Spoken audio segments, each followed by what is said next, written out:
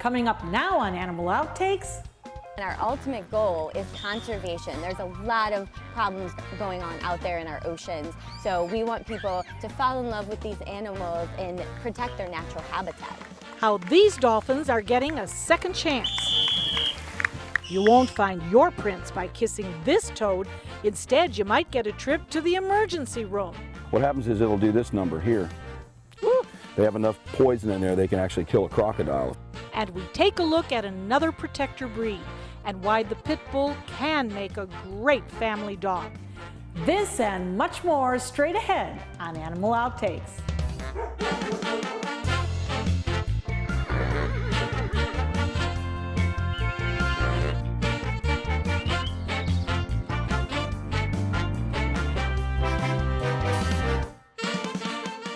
Hello and welcome to Animal Outtakes. I'm Marcia Panucci and this is my best friend Zeus. They are found in nearly every sea and every ocean in the world, and if you spot one, they are believed to bring you good luck. Dolphins are intelligent mammals, and for some of the dolphins we recently met, they might just say they ran into a bit of luck of their own.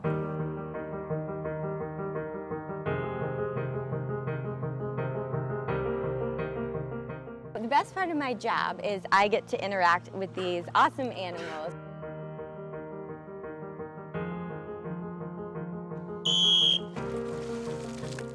Dolphin Research Center it's a magical place. Our natural habitat is pretty unique. We're in the fabulous Florida Keys, so the dolphins are enjoying the Gulf of Mexico here. And it's really great. It provides a lot of natural enrichment. There's live fish in their lagoons. They find crabs and different things to play with. So it's a really natural environment, great for their skin, great for their immune system. They really seem to enjoy it. Dolphins, of course, I'm sure you've heard, are very, very smart. They're really fun and playful animals. Most people comment on the fact that it looks like they're always smiling. Good. Can you show your teeth? Oh, beautiful. These dolphins here all have their own unique dolphinalities, just like we have our own unique personalities. So I could tell you a different story about each one and just how unique they are. And we like to celebrate that and encourage that here at Dolphin Research Center. I thought, yeah. Good job, Summer. No smooches? Mwah. Yeah.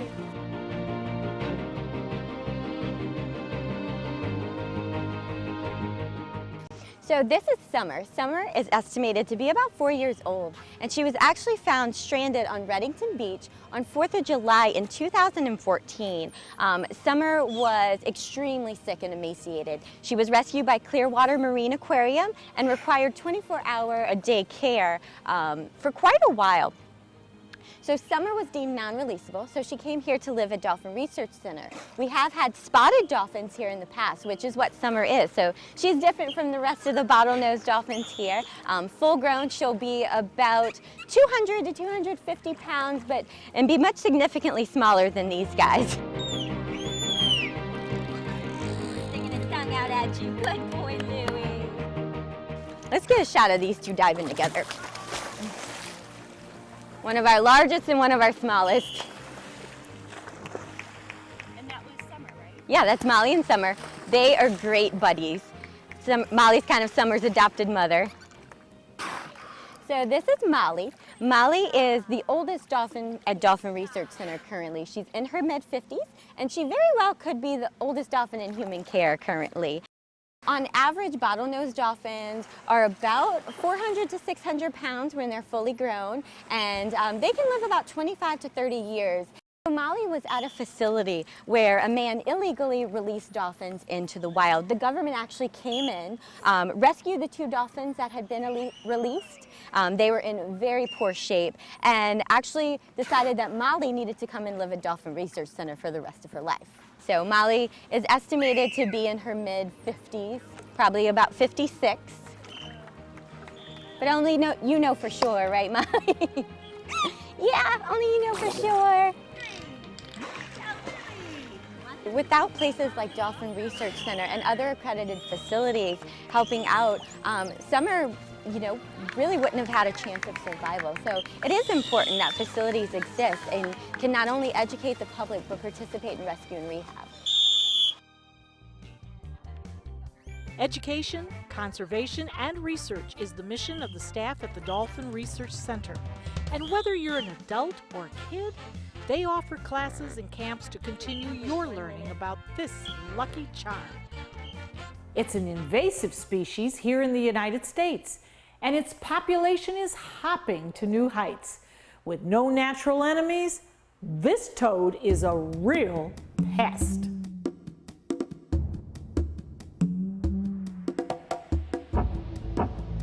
So today we're looking for southern toads. They're all over Florida. Sometimes you got to dig up. During the day and the night they'll dig into little areas like this. See how it's open like that? They'll tuck in and they'll hide under it, and then at night they'll come out to hunt. So if you dig around a little bit sometimes and move stuff around, you'll find, here we go. Here he is. He was nestled up right in here in a nice little moist spot right there. This is a little southern toad of Florida. Isn't it cute? He is a real little guy, but you have others that you can show us. I do. I have, this is the Bufo moranis, otherwise known as the cane toad.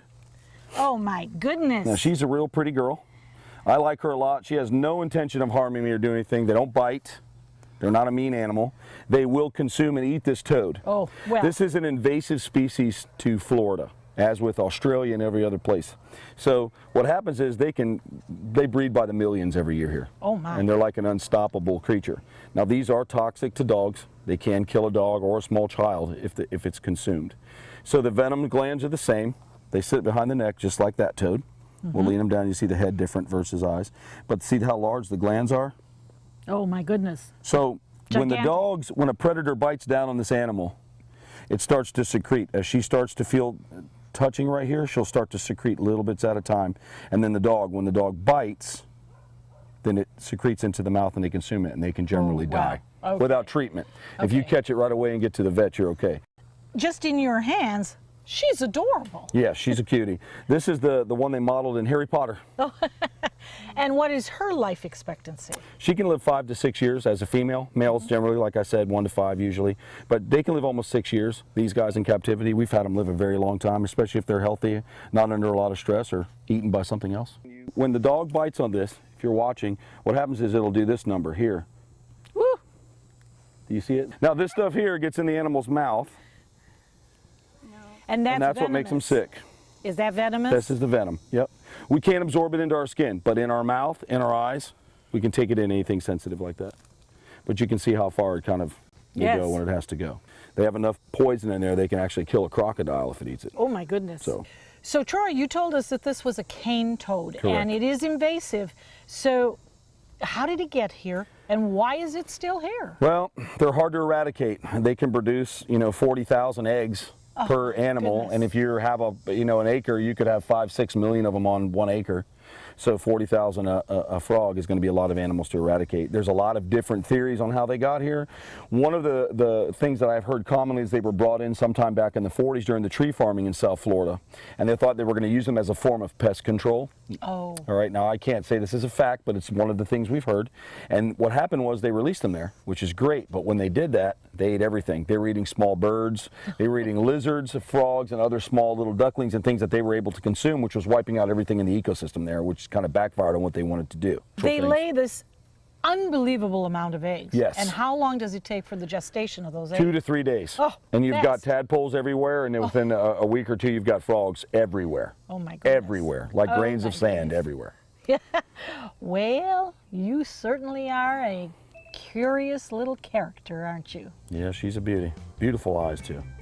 The cane toad is one of the biggest toads in the world and has a big appetite, eating almost anything that is put in front of them. When you talk about illegal fighting rings, this is the species of dogs that you will likely think of, the pit bull. They've gotten a bad rap, but one brawl they are still struggling to win, their reputation. Every dog deserves a lifelong loving home. Dante's Den provides a pristine, comfortable haven for dogs that have been abandoned or surrendered by their owners. Every pup in our Joyful Dogs adoption program receives lots of love and attention, is properly immunized, spayed or neutered, and is in good health. Find your new furry best friend at Dante's Den. For more information, go to dantesden.org or call 844-DANTES-DEN. People have asked me what it'll cost to restore all the corals back the way they remember. But I have to ask them, what will it cost if we don't do anything?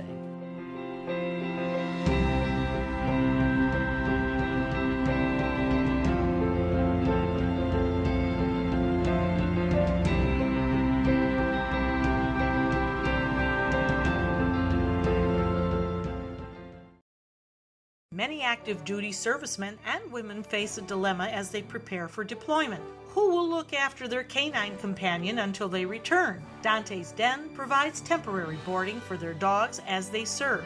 We honor the trust placed in us by members of the armed forces by giving their furry friends loving care, spacious dens, on-site veterinary care, and plenty of room to run and play. For more information, go to dantesden.org or call 844-DANTES-DEN.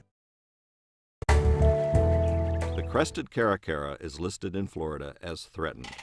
Their numbers have declined due to many factors, including illegal hunting. Help support efforts to eliminate the threat of illegal hunting, not just for birds of prey such as the caracara, but for all wildlife. Always alert authorities if you see people hunting illegally, or if you see wildlife parts, such as feathers, being sold illegally.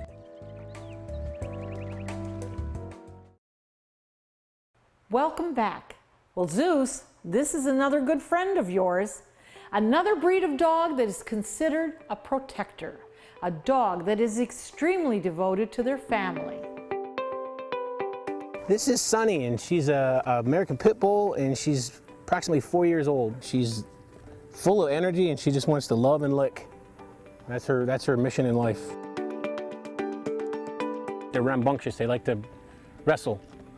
They're vocal. They like to when they play. They're very vocal. People misconstrue that as aggression when they're playing, and it's just them talking.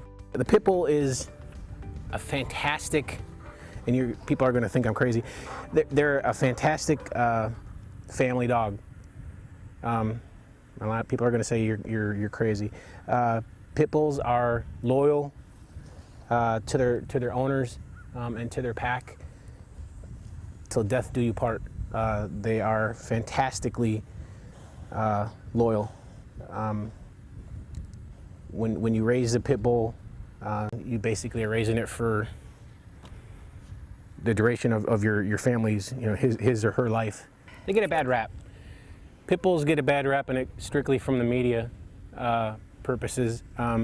Anytime you hear of a dog attack, it's always a Pit Bull, always a Pit Bull.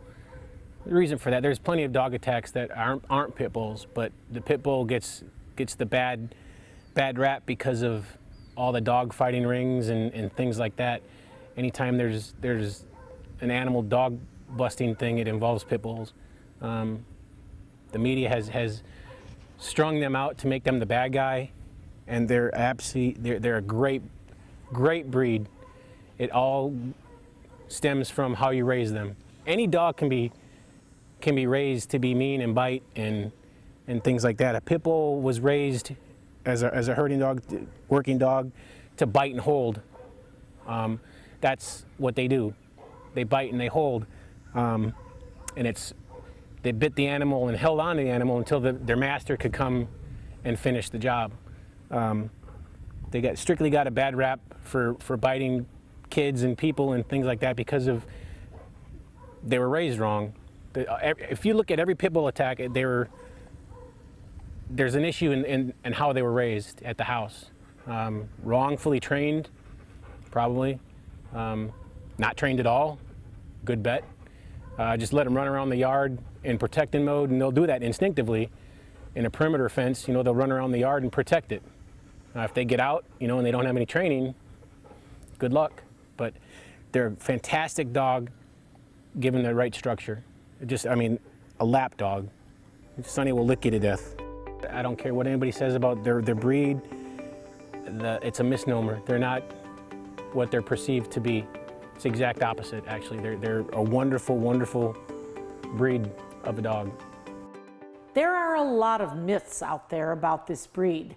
Like any dog, training is the key to a happy and healthy partnership. Right, Zeus? Here's an interesting fact. Pit bulls do not have locking jaws, contrary to those rumors out there. A pit bull's jaws are no different from any other breed. An extremely intelligent bird known for their flying, but do they make good pets? We'll learn more about the pigeon next. Patriotism. It inspires passionate debate, and it's worn like a badge of honor with good reason, because it means love and devotion for one's country. But what really makes up this country of ours? It's the people. To love America is to love all Americans. This year, patriotism shouldn't just be about pride of country. It should be about love, love beyond age, sexuality, disability, race, religion, and other labels. Because love has no labels.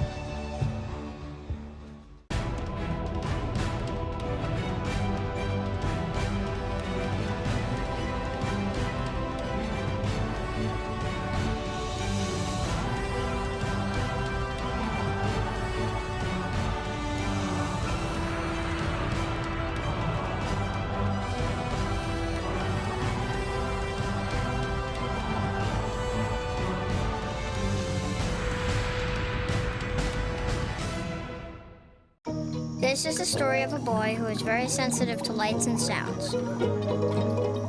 So he built secret hiding places where nothing could get in. The boy didn't like looking people in the eye. It made him feel uncomfortable. One day, he found out he had something called autism. His family got him help. And slowly, he learned how to live with it better. Early intervention can make a lifetime of difference. Learn the signs at autismspeaks.org. The first bird ever to be domesticated was in fact a species of pigeon, and they can be found nearly everywhere on Earth. But before you go flocking to own one as a pet, they do have special requirements.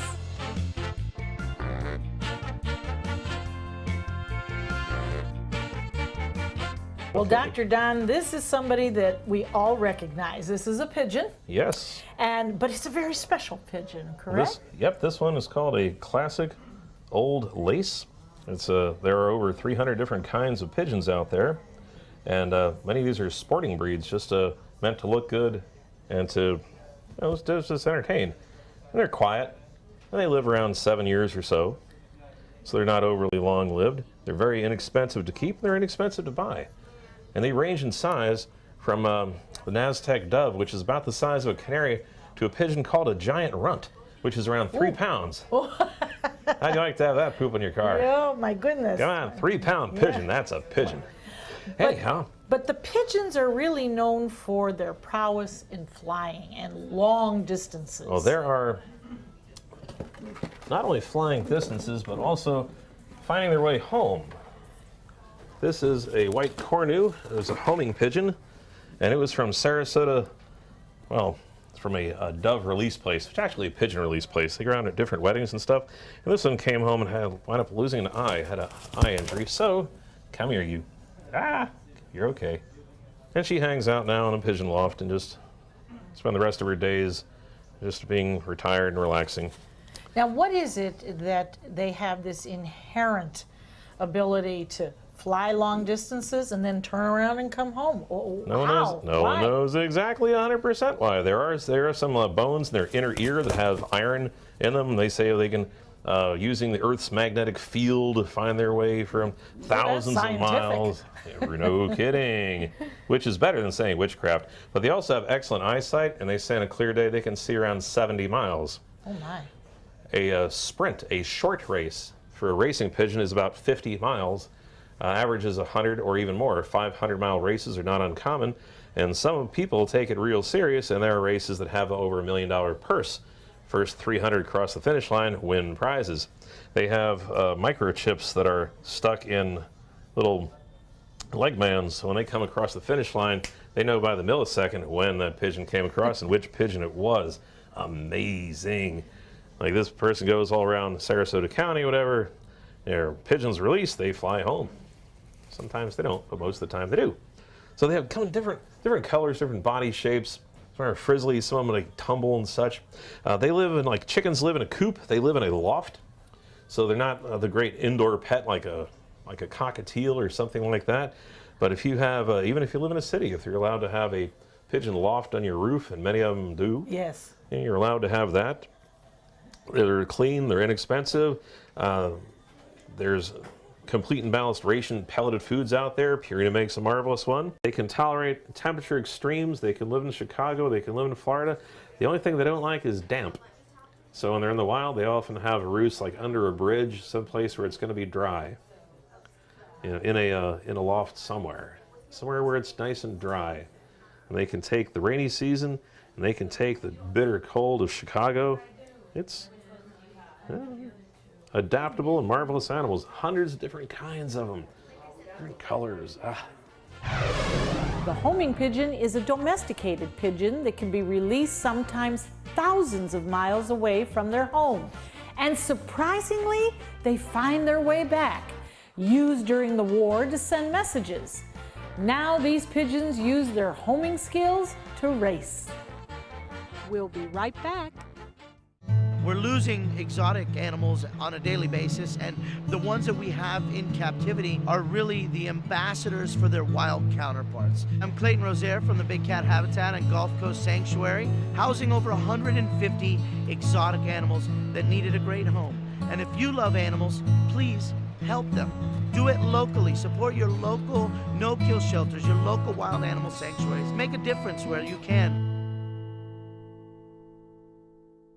It's been about a month, and I can honestly say I've seen the change in me.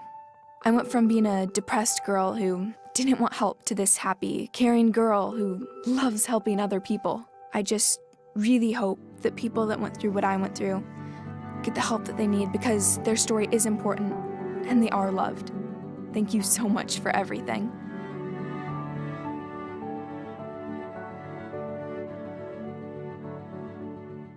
Monday on ABC 7 News at 7. This is a priority case for our detectives at the Sarasota Police Department, and we honestly believe that someone in our community knows something, continuing to keep this case in the forefront. Jabez Spann has been missing since September. 4 months, few leads. What's the community doing to find this teen? What are police doing? Alan Cohn will investigate and discuss at the trapezoid. Monday on ABC 7 News at 7. Your Suncoast News. We're here for you. That is a pretty good breakfast. You're not even eating. Not hungry. No? Why not? What's up? Kath and I knew that Jenny had been partying a bit. Found out she tried heroin.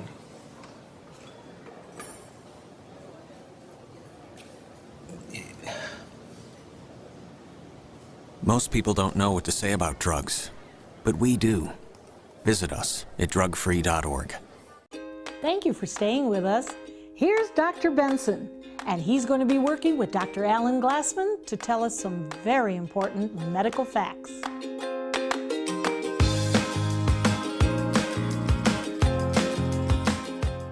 This is Sugar, and Sugar is a very young min pin, and she's going to work with Dr. Glassman, who's going to show us how to do some very simple things like checking their teeth, getting the teeth brushed, getting kisses, and filing the nails. So let's go.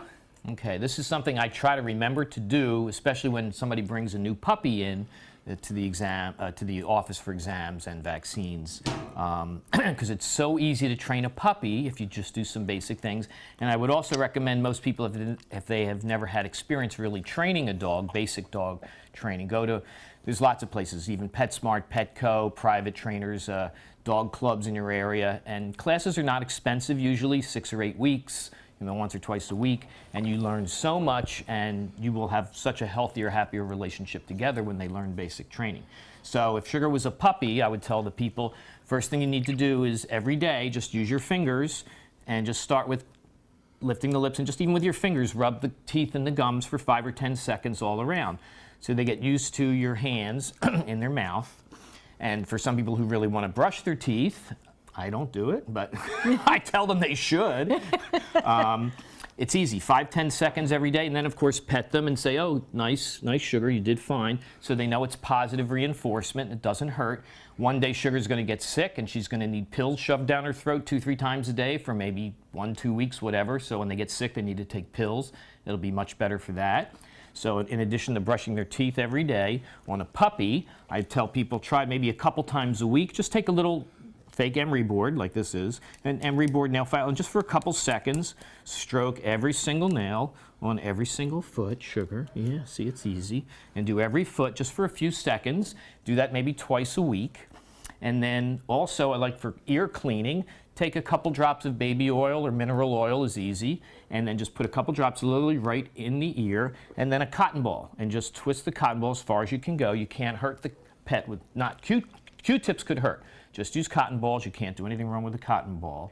And to train them. So I like to tell every day, do their teeth for 5-10 seconds, and then of course you pet them and say they did a great job. A couple times a week, do their feet and do their ears. Otherwise, you'll have a pet you can't do basic things with, and a dog this size might take 4 people literally to hold them down just to trim their nails in the office. And they get crazy and they're upset. Oh, the other thing I want to say, when the pet gets nervous or scared and tries to struggle, don't let them get away, because if they struggle and whine and you let them go, they have won and they're in control. So even if it takes 5 minutes of you holding them, saying, no, you stay, you're going to sit while we do this, they finally are going to go, okay, I submit, you're the boss, do what you have to do, and then they realize very quickly this doesn't hurt and it's actually fun because you're touching them and you're petting them.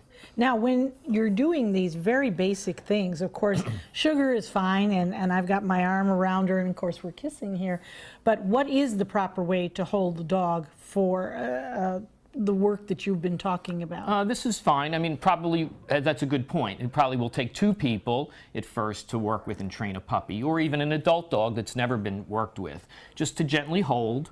And be careful. If it's, you know, an adult dog that's not used to it, they could get aggressive. They could try to snap or bite.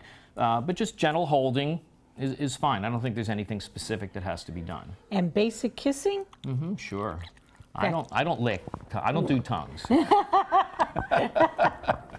But basic kissing, that's the best. We hope you had fun and learned a thing or two along the way. Zeus and I will be back here again next week with even more animals and some wild adventures. Until then, thanks for watching. So I'm going to go ahead hanging on to him. Got him. See you. I just got to say that. There we go. Oh, he peed on you. You got alcohol. Did you get the pee? Frog juice. Tell me something. And the myth is you will never get warts from that. That is a total myth. I remember as a kid, they're like, don't let the frog jump on you, you'll get warts. Well, Troy, every time you and I do work together, it just seems like the pets you bring just kind of there you go. He's talking. Pee on me. Now, you're not... Yeah, you had the Gatorade in one episode. Yes. So I must have this touch. That's good. Gentle, they feel relaxed. Yeah.